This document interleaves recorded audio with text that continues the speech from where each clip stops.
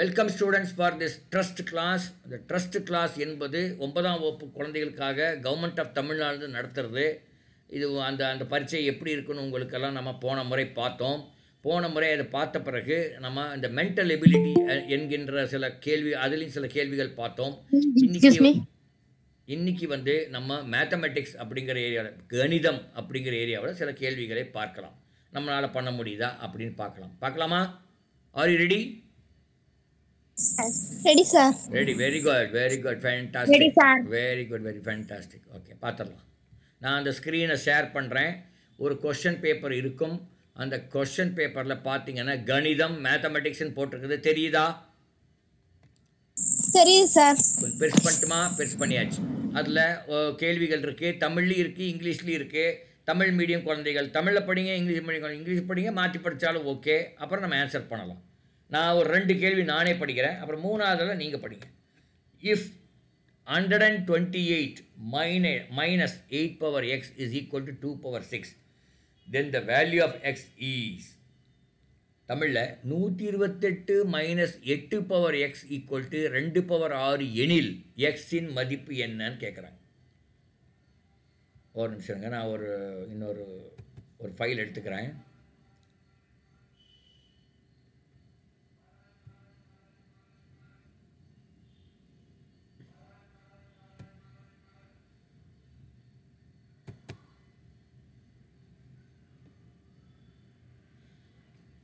So என்ன கேட்குறாங்கன்னா, இங்கே பாருங்கள், நல்ல கேள்வியை நல்லா பாருங்கள், உத்து பாருங்கள். 2 முறை படிச்சுங்க, மனசுலேயே 2 முறை படிங்க. அப்புறம் எப்படி போடுறதுன்னு நம்ம எல்லோரும் சேர்ந்து போடலாம். உங்களுக்கு ஆன்சர் தெரிஞ்சால் சொல்லுங்கள், இல்லைன்னா நம்ம எல்லோரும் சேர்ந்து போடலாம். 128 minus 8 power x equal to 2 power 6 எனில் எக்ஸின் மதிப்பு என்னன்னு கேட்குறேன். பாரு, நான் இன்னொரு ஃபைலை காமிக்கிறேன் உங்களுக்கு. என்னடா அது?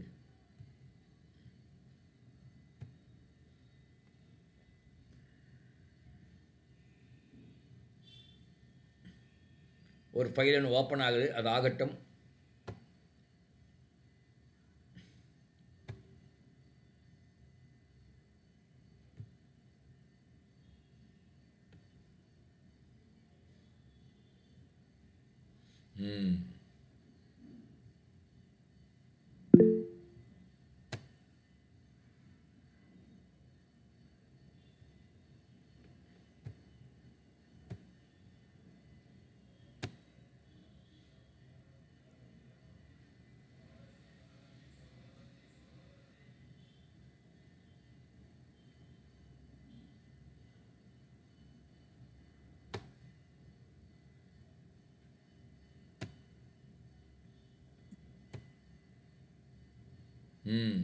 இப்போ என்ன இந்த ஒரு இது தெரியுதா?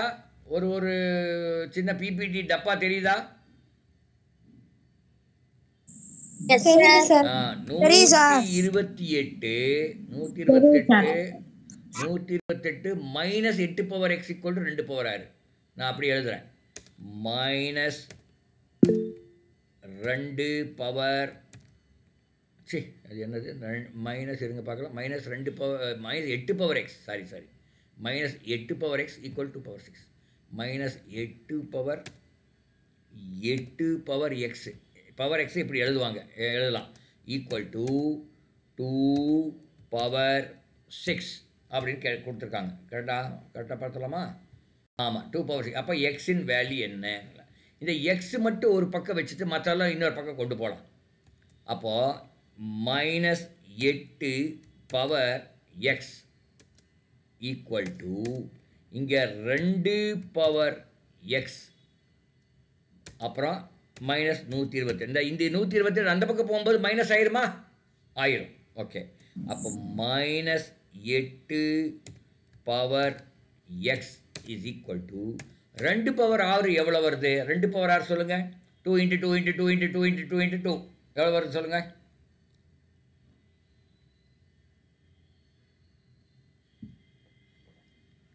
2 × 2 × 2 × 2 × 2 × 2 6 2 போட்டு மல்டிப்ளை பண்ண என்ன வருது? 16 சார். எனக்கண்ணா நல்ல நல்ல அவசர 12 சார். எவ்வளோ 12 சார். இல்லைம்மா 2 இன்ட்டு 2 இன்ட்டு 2 இன்ட்டு 2 சொல்கிறேன். சார் 64. 64 என்பது சரியான விடை. 64 மைனஸ் 128. அப்படின்னா இருங்க, ஒரு குழந்தை வந்துருச்சு, உள்ளே விட்டுலாமா அவங்கள? இல்லை விட வேண்டாமா? விட்டுலாம், பாவம். விடாமல் இருந்தால் அவருக்கு அப்புறம் கிளாஸ் போயிடும் இல்லையா? அப்போ 64 மைனஸ் 128 வந்து எவ்வளோ? 64 மைனஸ் 128 எவ்வளோ?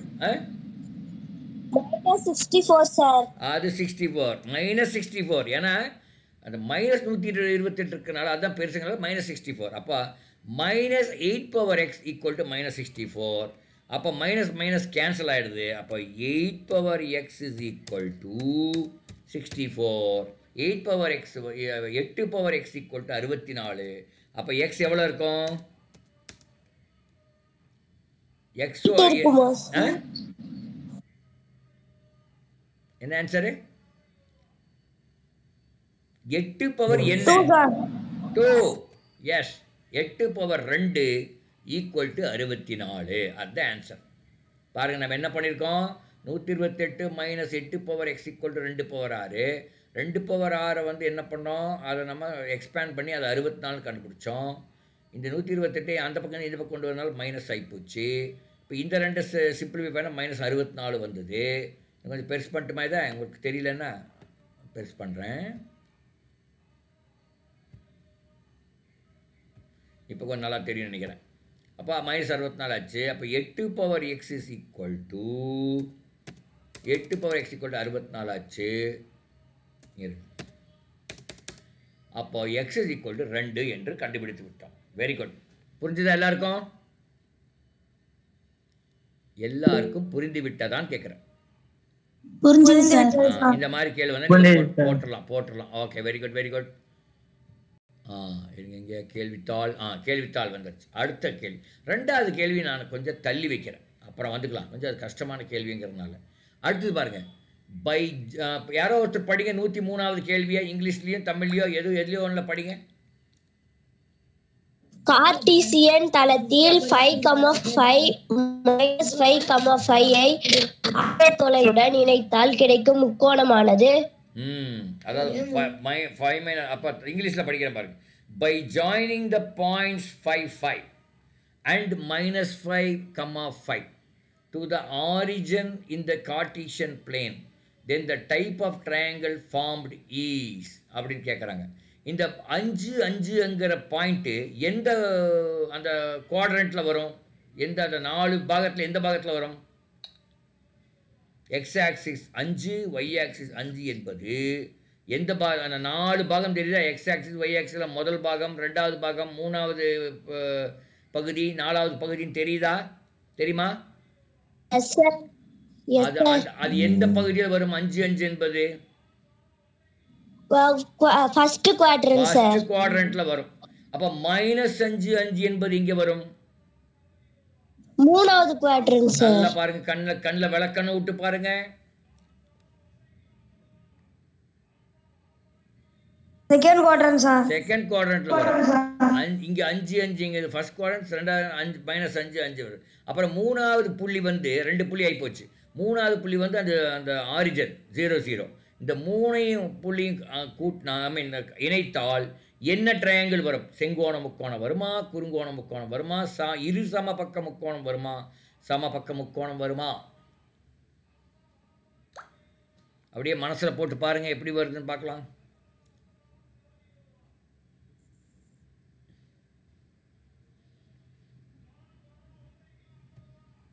பாருங்கள், நான் இப்போ உங்களுக்கு காமிக்கிறத ஒரு படம் போட்டு காமிக்கிறேன். Draw a triangle with 3 points அப்படின்னு 5,5 -5,5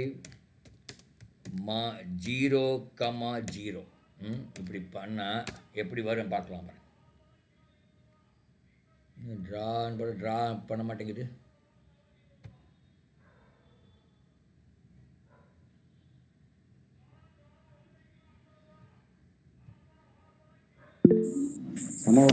சமபக்க முக்கோணம்.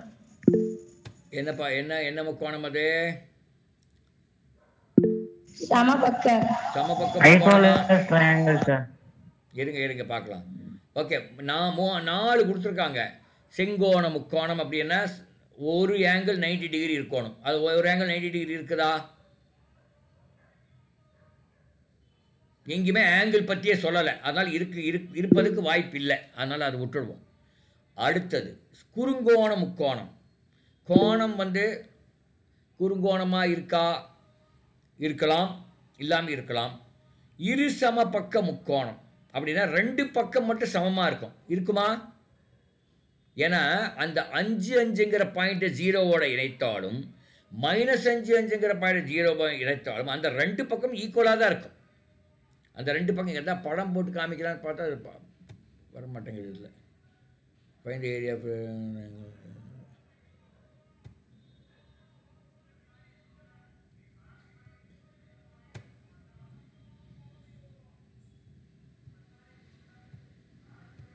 அந்த மாதிரி படம் இது போடல. அது ஓகே, பரவாயில்ல, இது போட முடியல. ஸோ அது வந்து இரு சம பக்க முக்கோணம் அதாகும். சரியா? ஓகே, அடுத்த கேள்வி போயிடலாம். சரி, 104.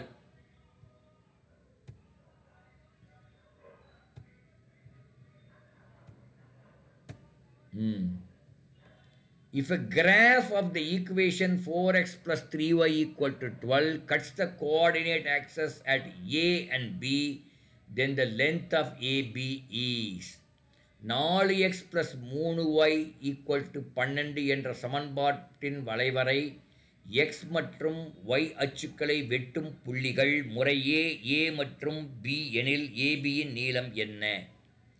x அச்சில் இருக்கிறது அச்சுக்களை வெட்டுது. அப்போது எக்ஸ் அச்சில் எந்த இடத்துல வெட்டுது, ஒய் அச்சில் எந்த இடத்துல வெட்டுதுன்னு கண்டுபிடிக்கணும். அப்போ ஒய் அச்சு எக்ஸ் அச்சில் எங்கே வெட்டுதுன்னா கண்டுபிடிக்கிறதுக்கு y = 0 போடுங்க. இப்போ 4x + 3y = 12ல் பாரு, நான் எழுதுகிறேன். இன்னொரு இது பண்ணுறேன், இருங்க. 4x + 3y = 12 அப்படிங்கிறதுல ஒய்க்கு 0 போட்டால் என்ன ஆகுன்னு பார்க்கலாம். இப்போ பெருசு பண்ணட்டுமா?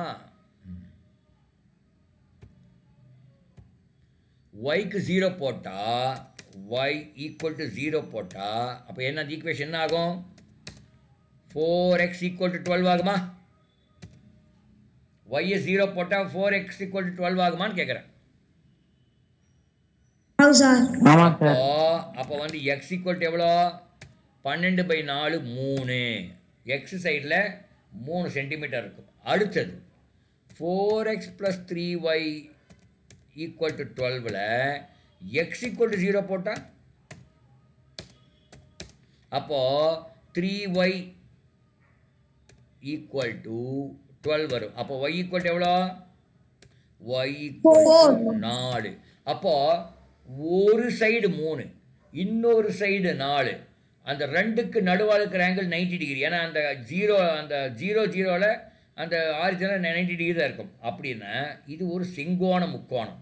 அப்போ அந்த அந்த எக்ஸை வெட்டுற இடத்துல அந்த பாயிண்ட்டுக்கு ஏன்னு கொடுக்குறாங்க, ஒய் வெட்டுற இடத்துல பின்னு கொடுக்குறாங்க. அப்போ அந்த ஏபி நீளம் என்ன? ஒரு செங்கோண முக்கோணத்தில் இரு பக்கம் 3, 4 என்று இருந்தால் அந்த கர்ணம், அதாவது அதுக்கு ஆப்போசிட் 90 டிகிரிக்கு ஆப்போசிட்டில் இருக்கிற இது பேர் ஹைபாட்டன்யூஸ்னு இங்கிலீஷ் சொல்லுவோம். அதாவது கர்ணம் என்று தமிழில் சொல்லுவோம். அது எவ்வளோ இருக்கும்? பித்தாகரஸ் தியரம் போட்டு சொல்லுங்க பார்க்கலாம். 5 சார். 5 வரும். ஃபேண்டாஸ்டிக். ஹைபாட்டன்யூஸ் எனக்கு தமிழில் எழுத முடியாது இந்த இதில், அதனால் ஹைபாட்டன்யூஸ் = 5. எப்படி 5 வந்ததுன்னா 3 ஸ்கொயர் ப்ளஸ் 4 ஸ்கொயர் கண்டுபிடிக்கணும். 3 ஸ்கொயர் = 9, 4 ஸ்கொயர் 16, 2 கூட்டினா 25. இந்த 25ஓடைய வர்க்கமூலம் என்ன? 25ஓட வர்க்கமூலம் என்ன? 5. 25ஓட வர்க்கமூலம் எவ்வளோ? Square root. வர்க்கமூலம்னா square root. Square root of 25 = 5. 5 என்பது சரியான விடையான்னு பார்த்துருவோம். 5 இருக்குதா இங்கே இருக்கிறது. அப்போ அந்த ஆன்சர் கண்டுபிடிச்சாச்சு.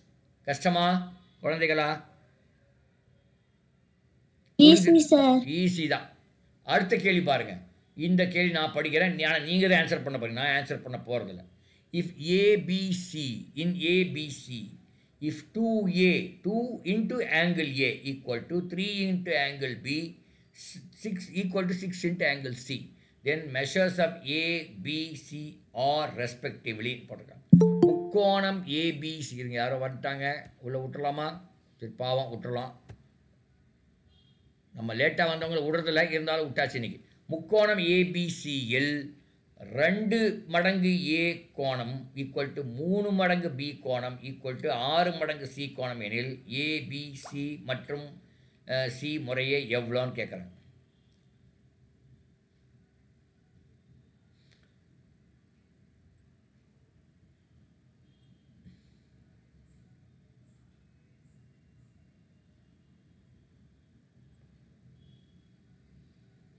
ABC 2 angle equal to 3 angle B equal to 6 angle C. A plus B plus C எவ்வளோ இருக்கும்?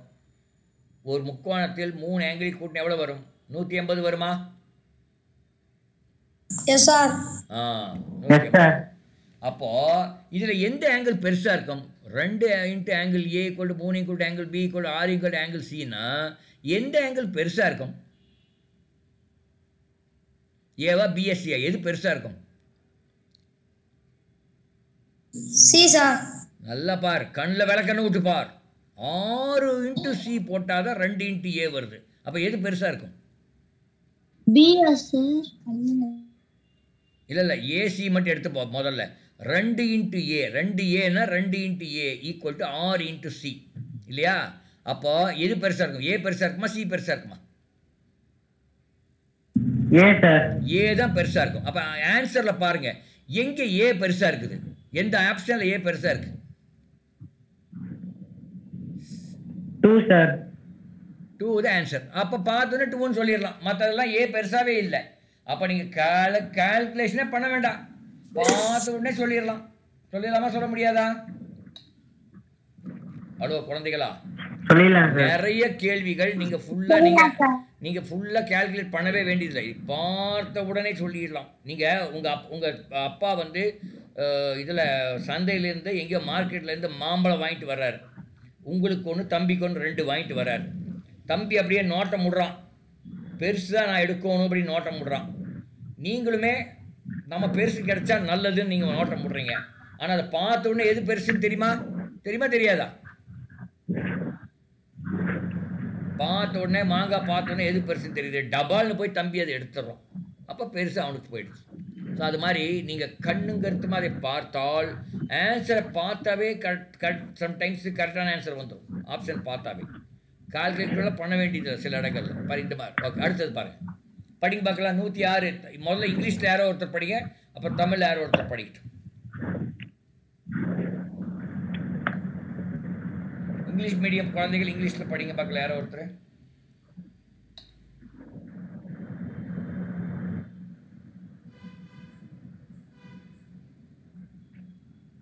இங்கிலீஷ் மீடியம் குழந்தைங்க யாருமே இல்லையா? எல்லாம் தமிழ் மீடியம் தானா? The figure obtained by joining the midpoint of the 106 நான் சொல்றது 106. In a right triangle ABC, angle B is equal to 90 degree, AB is equal to 9 centimeter, AC is equal to 15 centimeter, and DE of the midpoints of AB and AC respectively, then the area of angle ADE is okay, என்னவா இருக்கும்? Area என்னவா இருக்கும்னு கேட்குறாங்க. Okay, அடுத்தது தமிழ் யார் ஒருத்தர் படிங்க. ஒரு செங்கோண முக்கோணம் ஏபிசியில் B angle B is equal to 90 degree, AB is equal to 9 centimetre, AC is equal to 15 centimetre மற்றும் ஏபி ஏசியின் மையப்புள்ளிகள் டி இ எனில் ட்ரையாங்கிள் ஏடியின் பரப்பளவானது என்ன? இப்போ நீங்கள் ஒரு ட்ரையாங்கிள் நீங்கள் வரைஞ்சு அதுக்கு நடுப்புள்ளி எல்லாம் போட்டு எல்லாம் பண்ணு பார்க்கலாம் உங்கள் பேப்பரில். பார்க்கலாம் என்ன என்ன எப்படி போட முடியுதான்னு பார்க்கலாம்.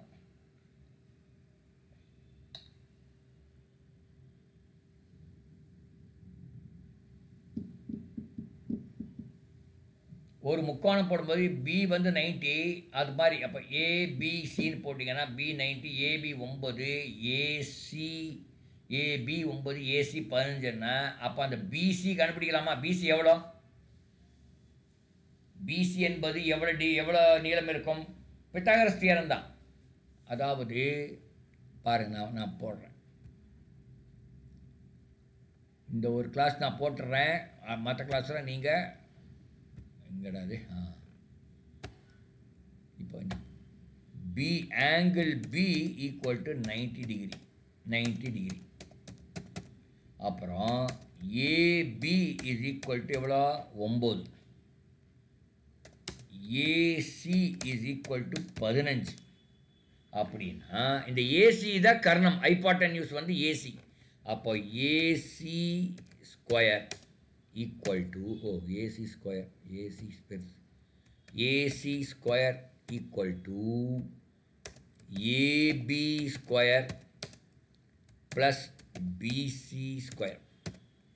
இப்போ AC square என்ன? 15 square is equal to AB square 9 square plus BC square. BC square நம்ம கண்டுபிடிக்கலாம். முதல்ல BC square கண்டுபிடிக்கலாம்.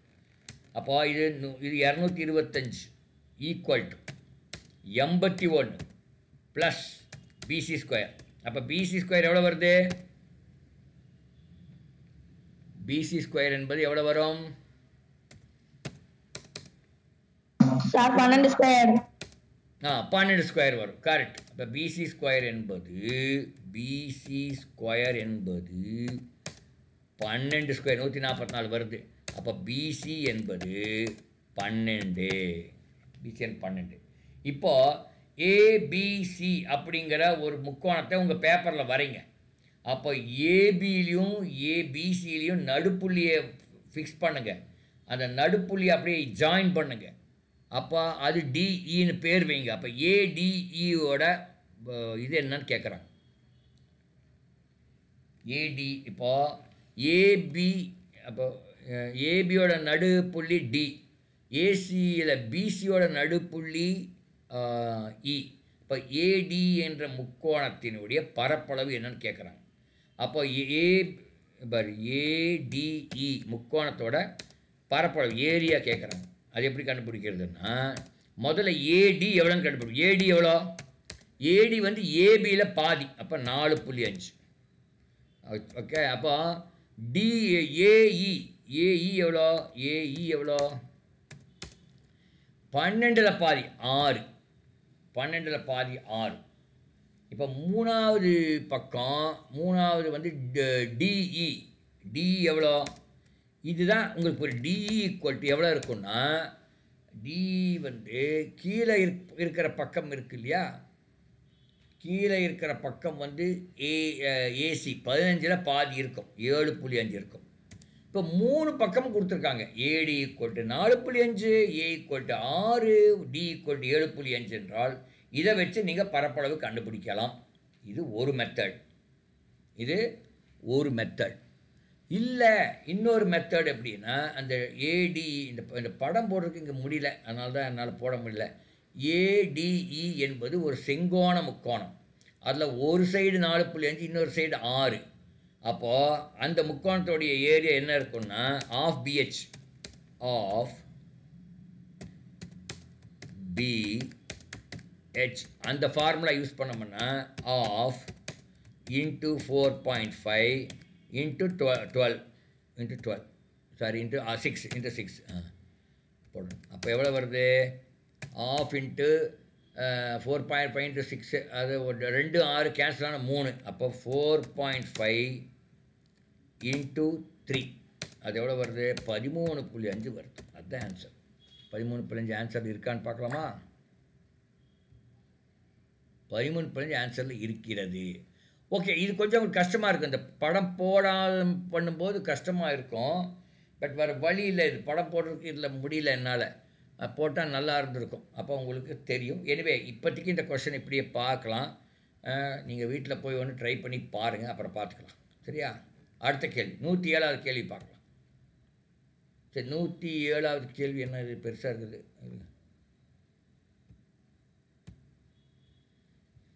என்னென்ன, the figure obtained by joining midpoints of adjacent sides of a rectangle 10 cm and 6 cm. rectangle என்ன தமிழில் படிங்க. அது 10 சென்டிமீட்டர் 6 சென்டிமீட்டர் பக்கங்களை கொண்ட ஒரு செவ்வகத்தின் அடுத்தடுத்த பக்கங்களின் நடுப்புள்ளிகளை இணைத்தால் கிடைக்கும் வடிவத்தின் பரப்பளவானது கேட்குறாங்க.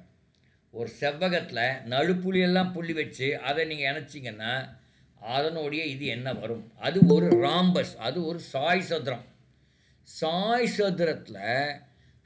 சதுரத்தின் பரப்பளவு வரமா? சரி இருங்க, இது பாருங்கள். இது அப்படியே பார்த்து உங்களால் என்ன பண்ண முடியுதுன்னு அப்படியே யோசனை பண்ணிட்டு இருங்க. நான் வந்துடுறேன் ஒரு 2 நிமிஷத்தில். கேள்வி பார்த்து எப்படி பண்ணலான்னு யோசனை பண்ணுங்க, நான் வந்துடுறேன்.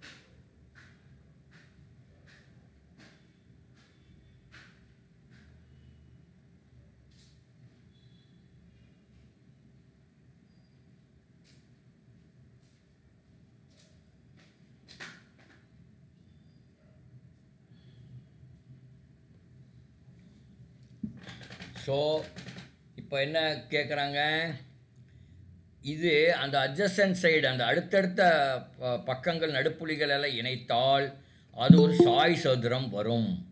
சாய் சதுரம் என்றால் 4 பக்கம் ஈக்குவலாக இருக்கும், ஆனால் 4 ஆங்கிள் 90 டிகிரி இருக்காது. பாருங்கள், நான் காமிக்கிறேன். சாய் சதுரம் என்றால் எப்படி இருக்குன்னு பார்க்கலாமா?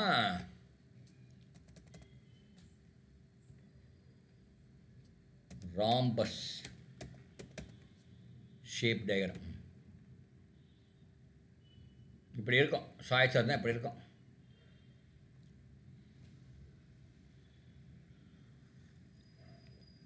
நாலு பக்கம் ஈக்குவலாக இருக்கும், ஆனால் 90 டிகிரி இருக்காது. அதனால் அதாவது சதுரத்தை கொஞ்சம் சாய்ச்சா எவ்வளோ இருக்கும், அதுதான் அதுக்கு பேர் தான் சாய் சதுரம். இந்த சாய் சதுரத்தோட பரப்பளவு எப்படி கண்டுபிடிக்கணும்னா பாருங்க, கொடுத்துருப்பான். சாய் சதுரத்தின் பரப்பளவு எப்படி பார்க்கலாமா?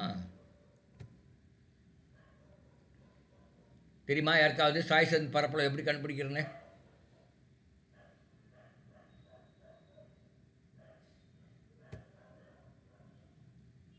பார்க்கலாம். இங்கிலீஷில் இருக்கு, பரவாயில்ல. சாய் சதுரத்தின் பரப்பளவு ஏரியா ஆஃப் ராம்பஸ்ன்னு போட்டிருப்பான். ஏரியா ராம்பஸ் என்ன?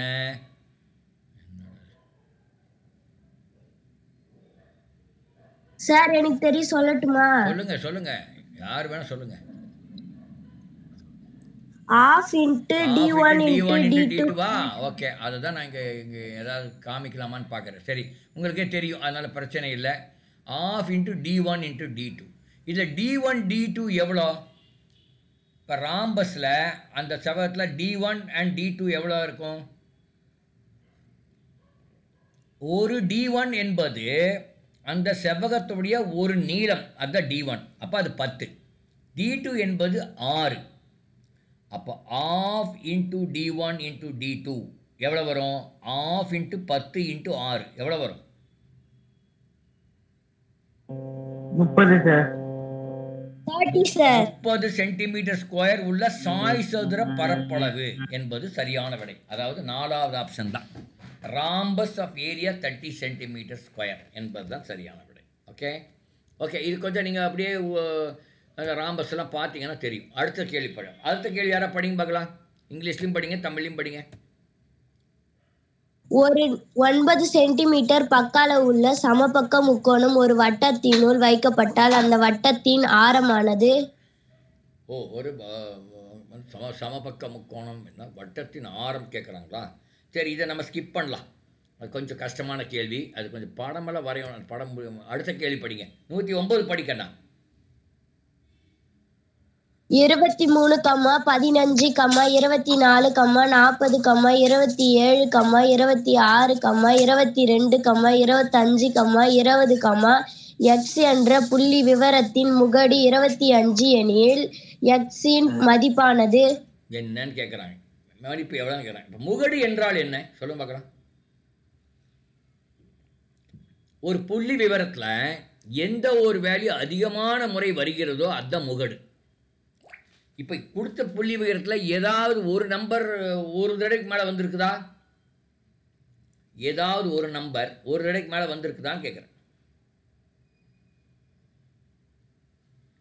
23, 15, 24, 40, 27, 26, 22 வரல. அப்புறம் ஆனா முகடு 25 சொல்லிட்டான். அப்ப அந்த எக்ஸ் எந்த நம்பரா இருந்தா முகடு 25 இருக்கும்? எந்த நம்பர் அதிகமான முறை வந்திருக்குமோ அதுதான் முகடுங்கிறாங்க. முகடை கொடுத்துட்டாங்க. அப்ப எக்ஸ் எந்த நம்பரா இருக்கும்? 25. அதான் சரியான விடை. 25 சார். அவ்வளவுதான் சரியான விடை. அட்டகாசமா சொல்லிட்டீங்க. ஓகே, இந்த சராசரி நடுப்பு நடு இது அப்புறம் முகடு இந்த 3 பற்றி தெரியுமா? இப்போ இதை சராசரி இதை அந்த எக்ஸ் 25ன்னு வச்சுக்கோங்க. இப்போ அதுக்கு எல்லாத்துக்கும் சராசரின்னா எப்படி எடுக்கிறது? சராசரி எப்படி கண்டுபிடிப்பீங்க? அத்தனை புள்ளி விவரத்தோட சராசரி கண்டுபிடிக்க அப்படின்னு கேட்டால் என்ன பண்ணுவீங்க? எல்லாத்தையும் கூட்டி அதால் வகுக்கணும் இல்லையா? எவ்வளோ நம்பருக்கு அதால் வகுக்கணும் இல்லையா? அப்படிதானே?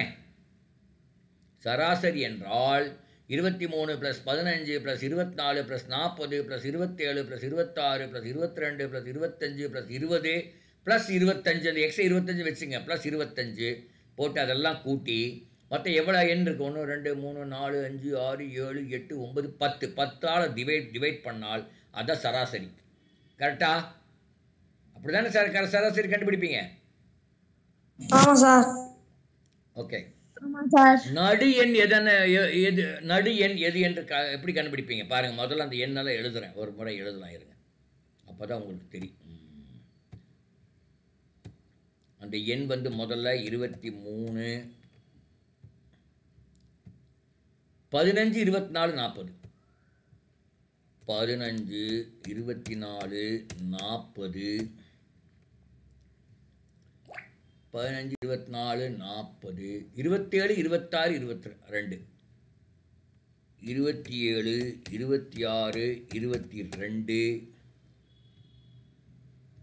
27 26 22 25 20 25. இப்போ நடுநிலை நம்பர் என்னன்னு கேட்டால் என்ன பண்ணுவீங்கன்னா முதல்ல இதை ஏறு வரிசையில் எழுத வேண்டும். சின்ன நம்பர் முதல்ல எழுதி அப்புறம் பெரிய நம்பர் கடைசியில் எழுதி. இதில் சின்ன நம்பர் எது இருக்கிறது இல்லையே? 15 சார். 15. அதுக்கு அடுத்த சின்ன நம்பரு 20 சார். ஓகே, அதுக்கு அடுத்த சின்ன நம்பரு 22 சார். ஓகே, அப்புறம் 23, அப்புறம் 24, அப்புறம் 25, அப்புறம் 25, அப்புறம் 26, அப்புறம் 27, அப்புறம் 40 வருது. இப்போ ஏறு வரிசையில் எழுதியாச்சு. இதை நடு நம்பர் கண்டுபிடி. மொத்தம் எவ்வளோ நம்பர் இருக்குது? 3 4 5 6 7 8 9 10 இருக்குது. நடு எண் என்பது இந்த பக்கம் 4 கழிச்சிருங்க, அந்த பக்கம் 4 கழிச்சிருங்க. பாருங்க, இந்த பக்கம் 4 கழிச்சா 24. இருப்பா தப்பாக சொல்லக்கூடாது. இந்த பக்கம் 4 24 கழிச்சு and 25 சார். 24 25 நடுவால் இருக்குது. அப்போ நடு எண் என்னவென்றால் 24க்கும் 25க்கு ஆவரேஜ் கண்டுபிடிக்கணும். என்ன ஆவரேஜ்? 24 25 ஆவரேஜ் எவ்வளோ? 24க்கும் 25க்கும் சராசரி எவ்வளோ? ஆவரேஜ்னா சராசரி. ரெண்டையும் கூட்டி 2ஆல் வகுக்கணும். எவ்வளோ?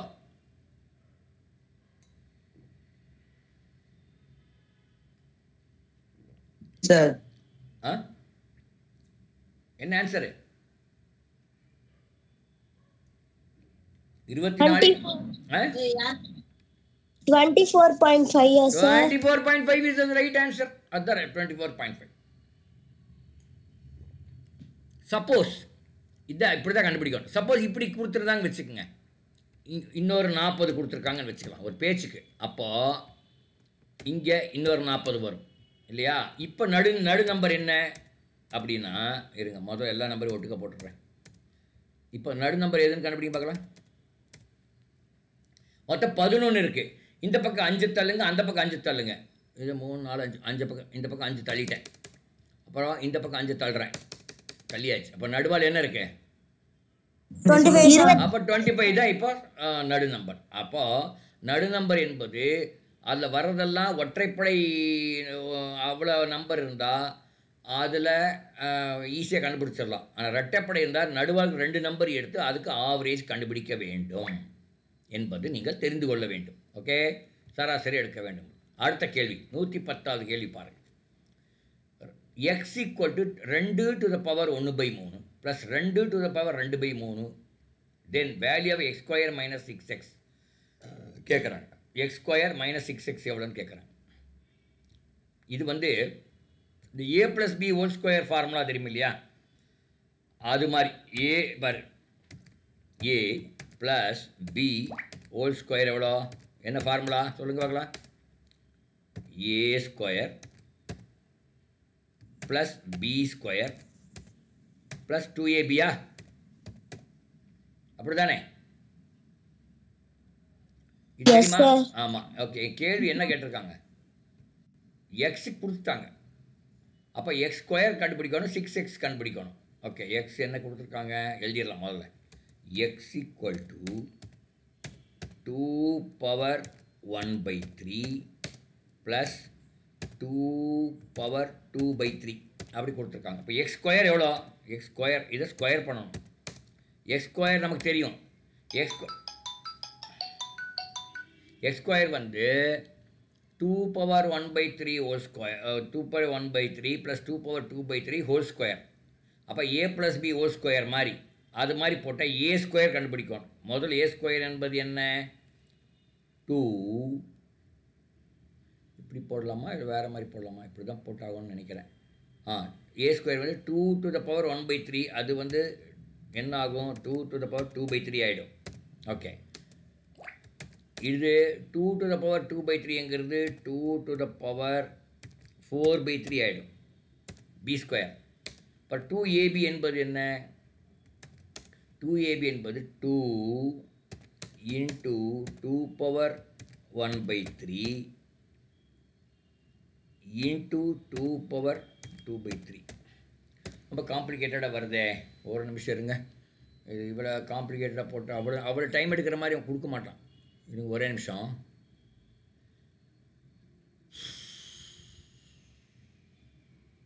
சரி, இந்த கேள்வி நம்ம அடுத்த முறை பார்த்துக்கலாம்.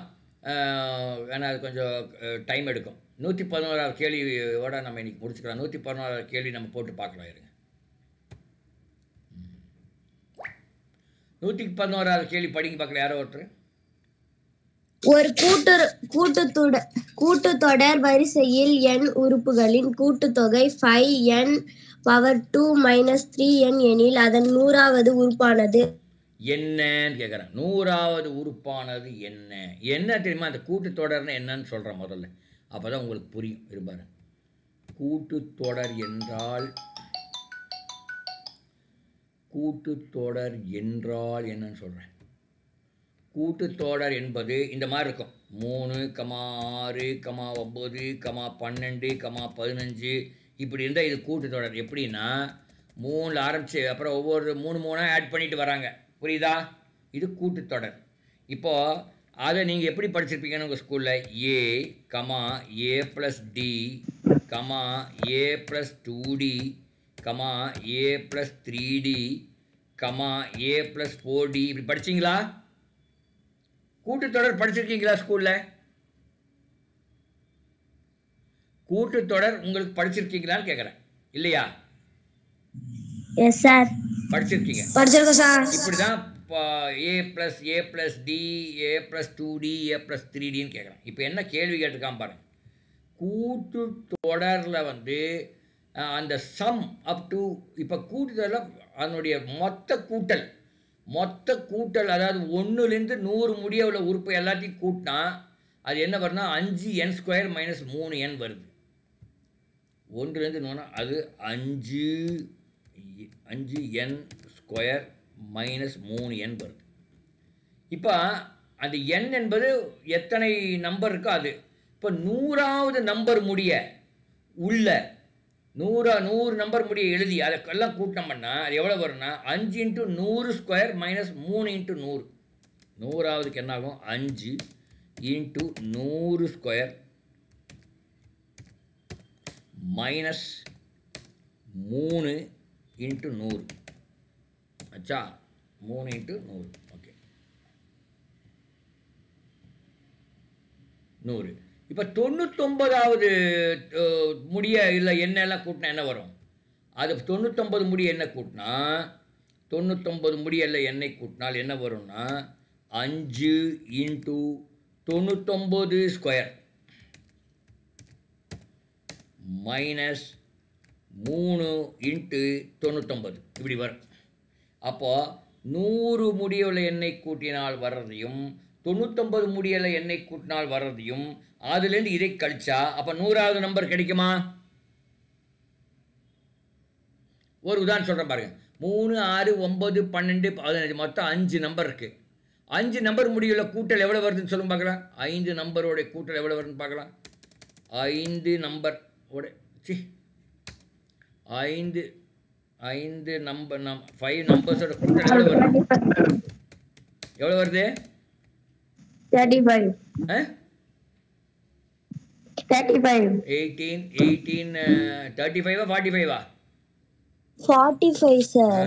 அதே அந்த கூட்டாலே தப்பு பண்ணால் எப்படிப்பா நம்ம படிக்கிறது?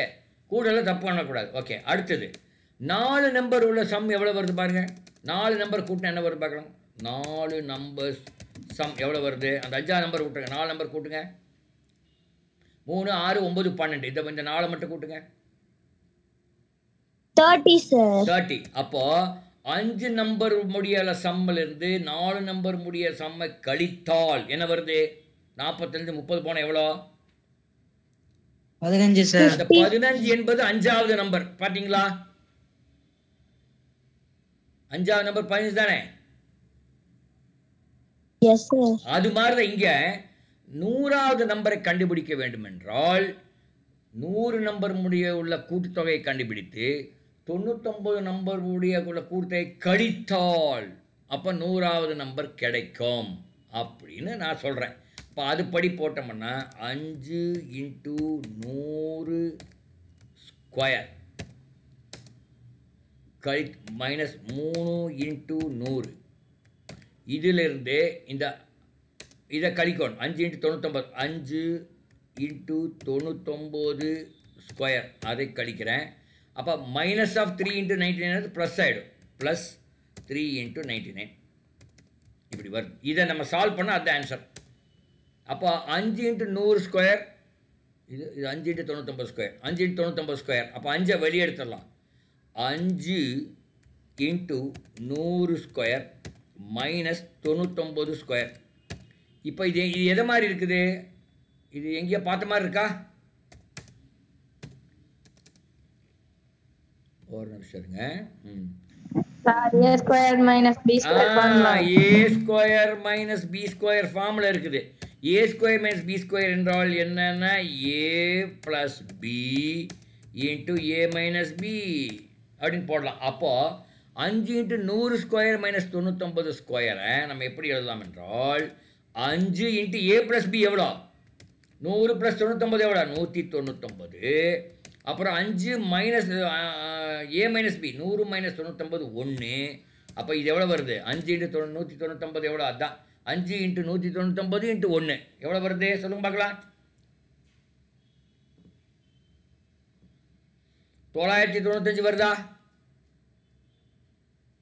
5 இன்ட்டு 199 எவ்வளோ வருது 995 சார். Okay okay 995. இது இந்த 500 ஸ்கொயர் மைனஸ் 590 கண்டுபிடிச்சு. அப்புறம் இங்கே மைனஸ் 300 ப்ளஸ் 399 இருக்குது அதான் எடுக்கணும். இப்போ மைனஸ் 3 இன்ட்டு 100 ப்ளஸ் 3 இன்ட்டு 99. இதை 3 வெளியெடுத்தோம்னா மைனஸ் 100 ப்ளஸ் 99. அப்போ இது எவ்வளோ மைனஸ் 100 ப்ளஸ் 99 வந்து மைனஸ் 1. அப்போ 3 இன்ட்டு மைனஸ் 1 என்ன வரும் அது வந்து மைனஸ் 3 இல்லையா.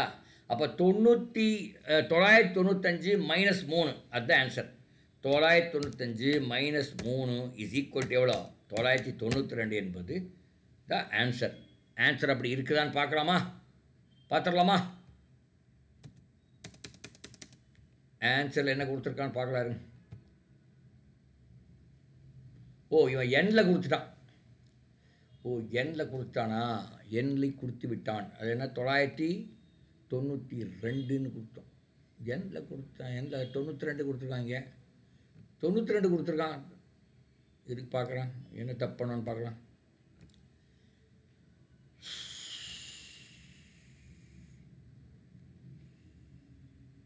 இல்லையே 992 தான் வருதே.